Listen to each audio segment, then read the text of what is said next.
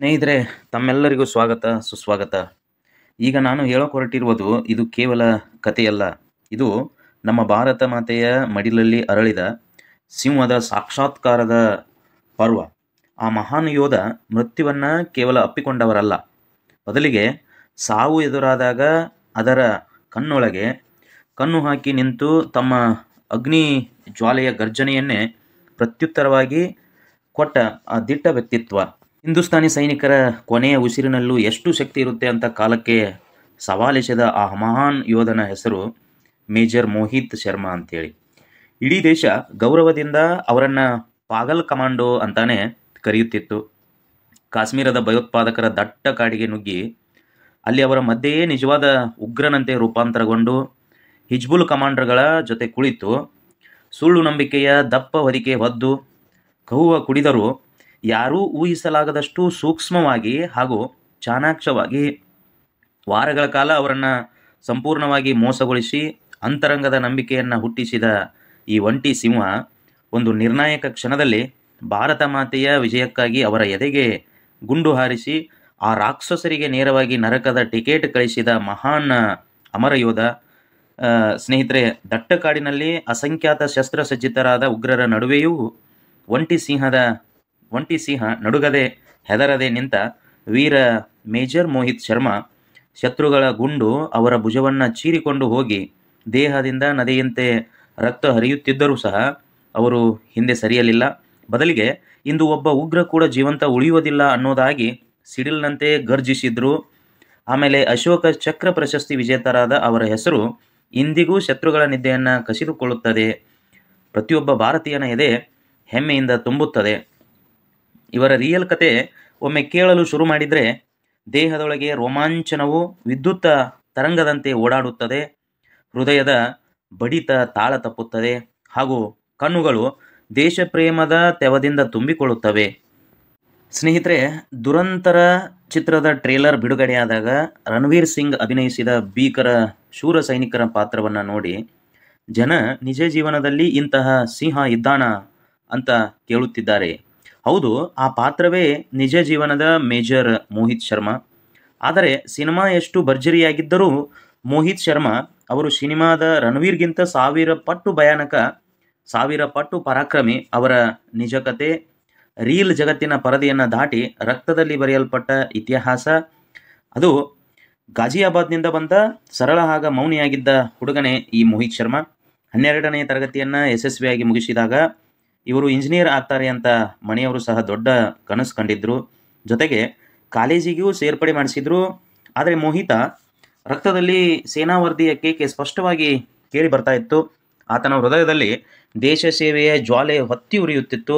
ಯಾರಿಗೂ ಹೇಳದೆ ಆತ ತನ್ನ ಒಳ ಮನಸ್ಸಿನ ಧೈರ್ಯದಿಂದ NDA ಫಾರ್ಮ್ ಬರೆದರು. ಜೊತೆಗೆ ರಿಸಲ್ಟ್ ಬರುವವರೆಗೂ ಯಾರಿಗೂ ಅನುಮಾನ ಬಾರದೆಂದು ಕಾಲೇಜಿನಲ್ಲಿ ವಿದ್ಯಾಭ್ಯಾಸ ಮುಂದುವರಿಸಿದ್ರು. ರಿಸಲ್ಟ್ ಬಂದಾಗ ತಂದೆ ತಾಯಿ ಇಂಜಿನಿಯರಿಂಗ್ ಮಾಡು, ಸೇನೆಯಲ್ಲಿ ಏನಿದೆ ಅಂತ ಬಿಗಿಯಾಗಿ ನಿರಾಕರಿಸಿದ್ರು. ಮೋಹಿತ್ಗೆ ಆ ಮಾತುಗಳು ಮನಸ್ಸೇ ಸ್ವೀಕರಿಸಲಿಲ್ಲ. ಅವನೊಳಗಿನ ದೇಶಾಭಿಮಾನದ ಅಶಾಂತಿ ಕಟ್ಟಿಹಾಕಲು ಸಾಧ್ಯವಿಲ್ಲದಷ್ಟು ದೊಡ್ಡದಾಗಿತ್ತು. ತಕ್ಷಣವೇ ಒಂದು ತೀರ್ಮಾನಕ್ಕೆ ಬಂದ. ಅವರು ನೇರವಾಗಿ UPSC ಕಚೇರಿಗೆ ಫೋನ್ ಮಾಡಿ, ನೀವು ಪಾಸ್ ಇಂಟರ್ವ್ಯೂ ಬಾಕಿ ಅನ್ನುವ ಉತ್ತರ ಪಡೆದರು. ಇಷ್ಟೇ ಕೇಳಿ ಅವರು ಯಾರಿಗೂ ಹೇಳದೇನೆಯೇ ನೇರವಾಗಿ ಭೋಪಾಲ್ಗೆ ಹೊರಟು ಇಂಟರ್ವ್ಯೂನಲ್ಲಿ ಪಾಸ್ ಆದರು. ಮುಂದಿನ ಹಂತ ದೆಹಲಿಯ ವೈದ್ಯಕೀಯ ಪರೀಕ್ಷೆಯಾಗಿತ್ತು. ಮನೆಗೆ ಬಂದ ಮೋಹಿತ್ ಕೊನೆಗೆ ಎಲ್ಲವನ್ನ ಸತ್ಯವಾಗಿ ಹೇಳಿದರು. ಮೊದಲಿಗೆ ಆಕ್ರೋಶಗೊಂಡ ತಂದೆ ತಾಯಿಗಳು ಮಗನ ಕಣ್ಣುಗಳಲ್ಲಿ ಹೂತಿದ್ದ ದೇಶ ಸೇವೆಯ ನಿಶ್ಚಯದ ಅಗ್ನಿಜ್ವಾಲೆ ನೋಡಿ ಮೌನವಾಗಿ ಒಪ್ಪಿಗೆ ನೀಡಿದರು. ಆದರೆ ಅಷ್ಟರಲ್ಲೇ ಒಂದು ದೊಡ್ಡ ಸಮಸ್ಯೆ ಎದುರಾಯಿತು. ವೈದ್ಯಕೀಯ ಪರೀಕ್ಷೆಗೆ ಕೇವಲ 4 ವಾರಗಳಲ್ಲಿ 6 ಕಿಲೋ ತೂಕ ಹೆಚ್ಚಿಸಬೇಕಾಗಿತ್ತು. ಇಲ್ಲಿ ಅಮ್ಮನ ಅಸಾಧಾರ ವಾತ್ಸಲ್ಯದ ಶ್ರಮ ಹಾಗೂ ಮೋಹಿತ ಜಿಮ್ನಲ್ಲಿ ಹರಿಸಿದ ಬೆವರಿನ ಸಮುದ್ರ ಫಲ ನೀಡಿತು. ತೂಕ ಸರಿಯಾಗಿ ಹೆಚ್ಚಿತು, ಜೊತೆಗೆ ಮೆಡಿಕಲ್ ಪಾಸ್ ಆಯಿತು.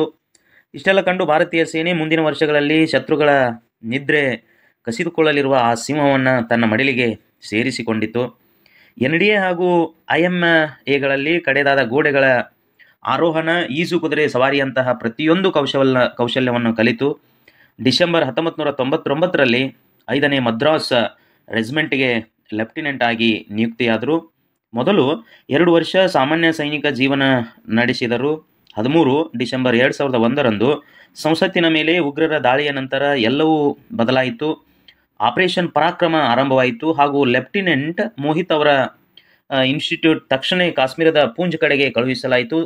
ಸ್ನೇಹಿತರೆ, ರಜೌರಿ ಸೆಕ್ಟರ್ನಲ್ಲಿ ಪ್ಯಾರಾ ಸ್ಪೆಷಲ್ ಫೋರ್ಸ್ಗಳು ನಡೆಸುತ್ತಿದ್ದ ಭೀಕರ ಸಿಡಿಲ್ನಂಥ ದಾಳಿಗಳನ್ನು ಕಂಡ ಮೋಹಿತ್ ಸಂಪೂರ್ಣ ಪ್ರೇರಿತರಾದರು. ಕಮಾಂಡೋಗಳ ಅಸಾಧಾರಣ ಧೈರ್ಯ, ಮಿಂಚಿನ ವೇಗ ಹಾಗೂ ಕೌಶಲ್ಯ ಅವರ ಹೃದಯವನ್ನೇ ಕದಡಿ ಹಾಕಿತ್ತು.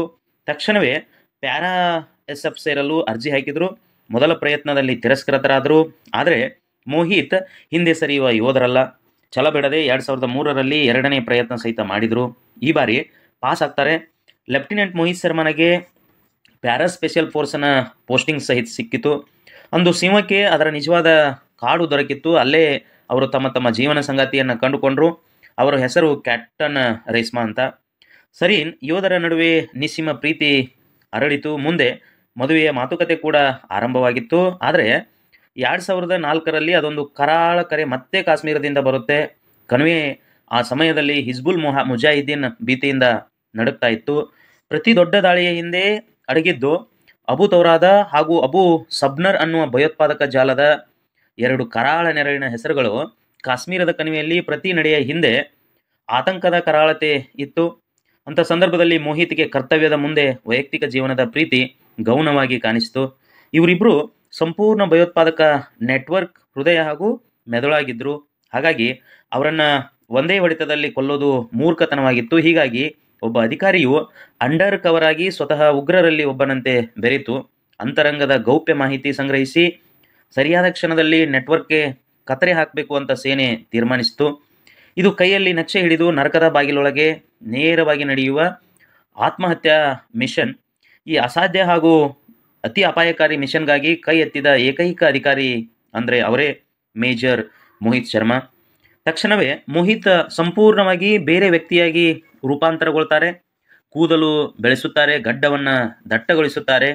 ಇಫ್ತಿಕಾರ್ ಭಟ್ ಅನ್ನುವ ಹೊಸ ಹೆಸರನ್ನು ಪಡೆದು ಸೇನೆ ನನ್ನ ಸಹೋದರನನ್ನು ಕೊಂದಿದೆ, ಇದೀಗ ನಾನು ಅವರ ವಿರುದ್ಧ ಪ್ರತೀಕಾರಕ್ಕೆ ಬಂದಿದ್ದೇನೆ ಅನ್ನುವ ಅವರ ಕತೆ ಸಿದ್ಧವಾಗಿತ್ತು. ಈ ನಾಟಕವನ್ನು ಸಂಪೂರ್ಣವಾಗಿ ನಂಬಿಸಲು ಮೋಹಿತ್ ಸೈನ್ಯದ ಚೆಕ್ಪೋಸ್ಟ್ ಮೇಲೆ ದಾಳಿ ಮಾಡುವ ಪರಿಪೂರ್ಣ ಹಾಗೂ ನಿಖರವಾದ ಪ್ಲಾನನ್ನು ಉಗ್ರರ ಮುಂದೆ ಪ್ರಸ್ತುತಪಡಿಸಿದ. ಲೊಕೇಶನ್, ಗಾರ್ಡ್ ಡೀಟೇಲ್ಸ್, ಶಸ್ತ್ರಾಸ್ತ್ರಗಳ ಮಾಹಿತಿ ಎಲ್ಲವೂ ನಿಖರವಾಗಿತ್ತು. ಇದನ್ನು ಕೇಳಿದ ಇಬ್ಬರು ಉಗ್ರರು ಬೆಚ್ಚಿ ಬಿದ್ದರು. ಅಲ್ಲದೆ ತಕ್ಷಣ ಮೋಹಿತ್ ಅವರನ್ನು 100ಕ್ಕೆ 100 ನಂಬಲು ಶುರು ಮಾಡಿದರು. ಇಲ್ಲಿ ನಿಜವಾದ ಹಾಗೂ ಅತ್ಯಂತ ಅಪಾಯಕಾರಿ ಆಪರೇಷನ್ ಶುರುವಾಯಿತು. ಇಫ್ತಿಕಾರ್ ಭಟ್ ರೂಪದಲ್ಲಿದ್ದ ಮೋಹಿತ್ 2 ವಾರಗಳ ಕಾಲ ಭಯೋತ್ಪಾದಕರ ಜೊತೆಗೆ ಇದ್ದರು. ಅವರ ಮನೆಯಲ್ಲಿ ನಿದ್ರಿಸಿ, ಅಡುಗೆ ಮನೆಯಲ್ಲಿ ಕಹುವಾ ತಯಾರಿಸಿ, ಜೋಕುಗಳ ಮಾತುಕತೆಗಳ ಮೂಲಕ ಇವನು ನಮ್ಮವನೇ ಅನ್ನುವ ಗಾಢ ನಂಬಿಕೆ ಹುಟ್ಟಿಸುತ್ತಾರೆ ಅಲ್ಲಿ. ಈ ನಡುವೆ ಮೋಹಿತ್ ರಹಸ್ಯವಾಗಿ ಶಸ್ತ್ರಾಸ್ತ್ರ ಗುಡಿಗಳು, ಗುಪ್ತ ಕೋಡುಗಳು ಹಾಗೂ ಅಡಗು ತಾಣಗಳು ಎಲ್ಲವನ್ನ ಕಲೆ ಹಾಕ್ತಾರೆ. ಪಾಕಿಸ್ತಾನದಿಂದ ಇನ್ನೂ 3 ಉಗ್ರರು ಬರಬೇಕಿದ್ದ ದಿನ ಶ್ರೀನಗರದಿಂದ 50 ಕಿಲೋಮೀಟರ್ ದೂರ ಹಿಮದಿಂದ ಆವರಿಸಿದ ಮರದ ಮನೆಯಲ್ಲಿ ಮೋಹಿತ್ ಕಹುವಾ ತಯಾರಿಸುತ್ತಿದ್ದಾಗ ಅಬು ತೌರಾದ ಹಾಗೂ ಅಬು ಸಬ್ನರ್ ಕೊನೆಯ ಪರೀಕ್ಷೆಯನ್ನು ನೀಡುತ್ತಾರೆ. ಅವರೆಲ್ಲರೂ ಏಕಕಾಲದಲ್ಲಿ AK-47ಗಳನ್ನು ಮೋಹಿತ್ ಕಡೆಗೆ ತೋರಿಸಿದ್ರು. ಕೊನೆಗೆ ಕೇಳ್ತಿದ್ದೀನಿ, ಯಾರು ನೀನು, ಸತ್ಯ ಹೇಳು ಎಂದು ಗರ್ಜಿಸಿದ ತೌರಾದ ಎದುರು ಮೋಹಿತ್ ಕೈಯಲ್ಲಿದ್ದ ಟ್ರೇಯನ್ನು ನಿಧಾನವಾಗಿ ನೆಲಕ್ಕೆ ಇಡ್ತಾರೆ. ಆತನ ಕಣ್ಣುಗಳಲ್ಲಿ ಒಂದು ಕ್ಷಣವೂ ಸಹಿತ ನಡುಕವಿರಲಿಲ್ಲ. ಶಾಂತವಾಗಿ, ಬಾಯಿಜಾನ್, ನಿಮಗೆ ಇನ್ನೂ ಅನುಮಾನ ಇದ್ದರೆ ಗುಂಡು ಹೊಡೆಯಿರಿ ಅನ್ನೋದಾಗಿ ಸವಾಲನ್ನು ಎಸೆಯುತ್ತಾರೆ. ಈ ಮಾತು ಇಬ್ಬರು ಉಗ್ರರನ್ನೇ ಗಾಬರಿಗೊಳಿಸಿತು. ಅವರು AK-47ಗಳನ್ನು ಕೆಳಗಿಳಿಸಿದರು. ಆದರೆ ಅವರು ತಮ್ಮ ಬೆನ್ನ ಮೋಹಿತ್ ಕಡೆಗೆ ತಿರುಗಿದ ಆ ನಿರ್ಣಾಯಕ ಕ್ಷಣದಲ್ಲಿ ಮೋಹಿತ್ ತಮ್ಮ ಶಾಲ್ ತೆಗೆದು ಪಿಸ್ತೂಲನ್ನು ಹೊರತೆಗೆದು ಲೋಡ್ ಮಾಡುತ್ತಾರೆ. ಕ್ಲಿಕ್ ಅನ್ನುವ ಶಬ್ದ ಕೇಳಿ ಇಬ್ಬರೂ ತಿರುಗುವಷ್ಟರಲ್ಲಿ 2 ಗುಂಡುಗಳು ಈಗಾಗಲೇ ಅವರ ಎದೆ ಛಿದ್ರಿಸಿಕೊಂಡು ಹೋಗಿದ್ವು. ಕಾಶ್ಮೀರದ 2 ದೊಡ್ಡ ರಾಕ್ಷಸರ ತಲೆಗಳು ಅದೇ ಕ್ಷಣ ಅಂತ್ಯ ಕಂಡವು. ಈ ಅದ್ಭುತ ಸಾಹಸಕ್ಕಾಗಿ 2005ರಲ್ಲಿ ಮೇಜರ್ ಮೋಹಿತ್ ಶರ್ಮಾಗೆ ಸೇನಾ ಪದಕ ನೀಡಿ ಗೌರವಿಸಲಾಯಿತು. ನಂತರ ಕ್ಯಾಪ್ಟನ್ ರೇಸ್ಮಾ ಅವರೊಂದಿಗೆ ವಿವಾಹವಾಗಿ ಜೀವನ ಪ್ರಾರಂಭವಾಯಿತು. ಸ್ನೇಹಿತರೆ, ಇಲ್ಲಿ ಮೋಹಿತ್ ಶರ್ಮಾ ಅನ್ನುವಂಥ ಸಿಂಹದ ಮರಿ ನಮ್ಮ ಭಾರತ ದೇಶಕ್ಕೆ ಕೊಡಮಾಡಿದ ಅದ್ಭುತ ಕೊಡುಗೆಯನ್ನು ನಾವೆಂದೂ ಮರೆಯಲು ಸಾಧ್ಯವಿಲ್ಲ. 2 ವರ್ಷದ ಸ್ಪೆಷಲ್ ಫೋರ್ಸ್ ಅನುಭವದಲ್ಲಿ ಮೋಹಿತ್ ಅವರನ್ನು ನಹಾನ ಸ್ಪೆಷಲ್ ಫೋರ್ಸ್ ಟ್ರೈನಿಂಗ್ ಸ್ಕೂಲ್ನಲ್ಲಿ ಇನ್ಸ್ಪೆಕ್ಟರ್ ಆಗಿ ನೇಮಕ ಮಾಡಿದರು. ಇದು ಸ್ವತಃ ಒಂದು ದಾಖಲೆಯೇ.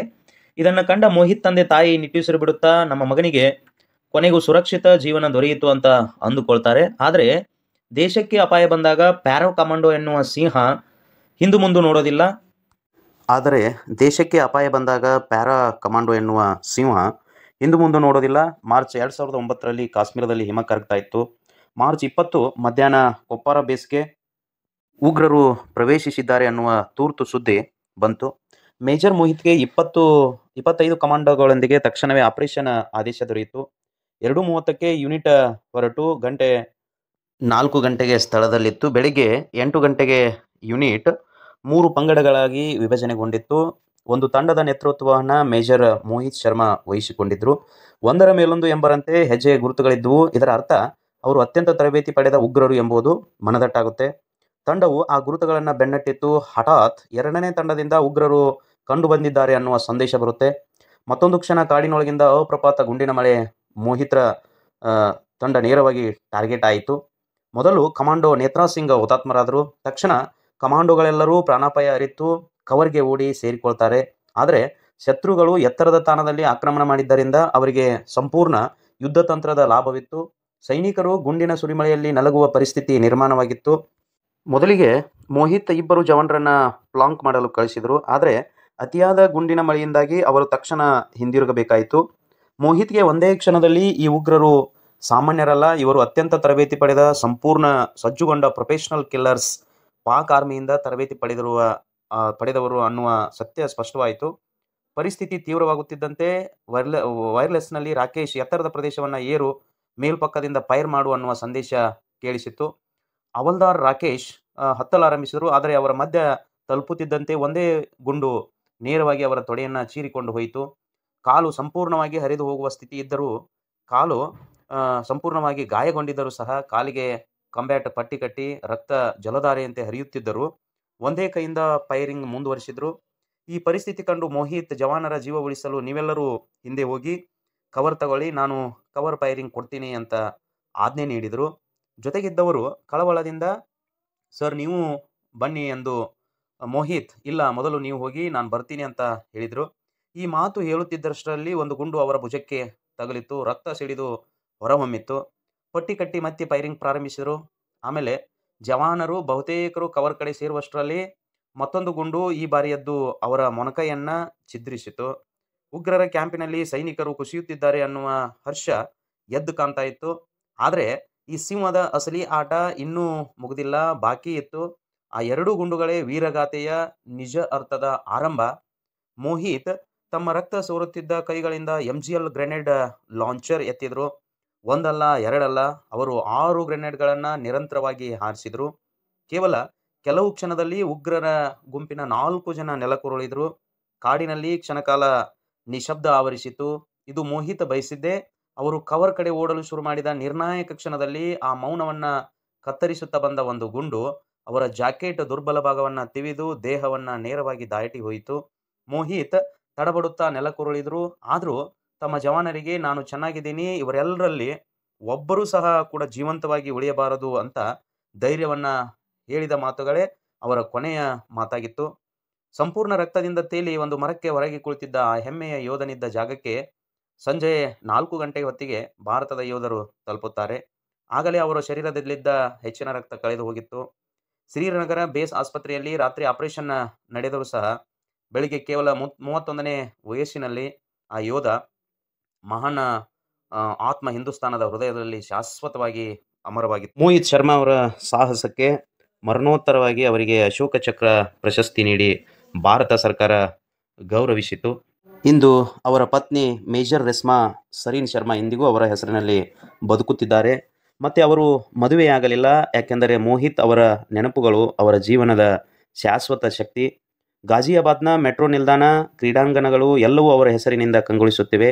ಆದರೆ ಮೇಜರ್ ಮೋಹಿತ್ ಶರ್ಮಾ ಅವರ ನಿಜವಾದ ಸ್ಮಾರಕ ಕಲ್ಲಲ್ಲ, ಲೋಹದಲ್ಲೂ ಅಲ್ಲ, ಪಟಾಲ್ಗಳಲ್ಲೂ ಅಲ್ಲ, ಪ್ರತಿಯೊಬ್ಬ ಭಾರತೀಯನ ಹೃದಯದಲ್ಲಿ ಇದೆ. ಅಲ್ಲಿ ಅವರು ಇನ್ನೂ ಜೀವಂತ, ಅವರು ಇನ್ನೂ ಗರ್ಜಿಸುತ್ತಿದ್ದಾರೆ, ಅವರು ಇನ್ನೂ ಹೋರಾಡುತ್ತಿದ್ದಾರೆ.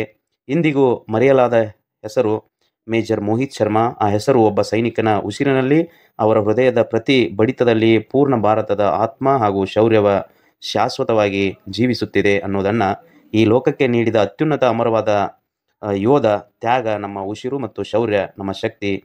ನಮ್ಮ ಹಿಂದೂಸ್ತಾನದ ಹೆಮ್ಮೆಯ ಯೋಧರ ವೀರತ್ವಕ್ಕೆ ಶಾಶ್ವತ ನಮನವನ್ನು ಸಲ್ಲಿಸೋಣ ಸ್ನೇಹಿತರೆ.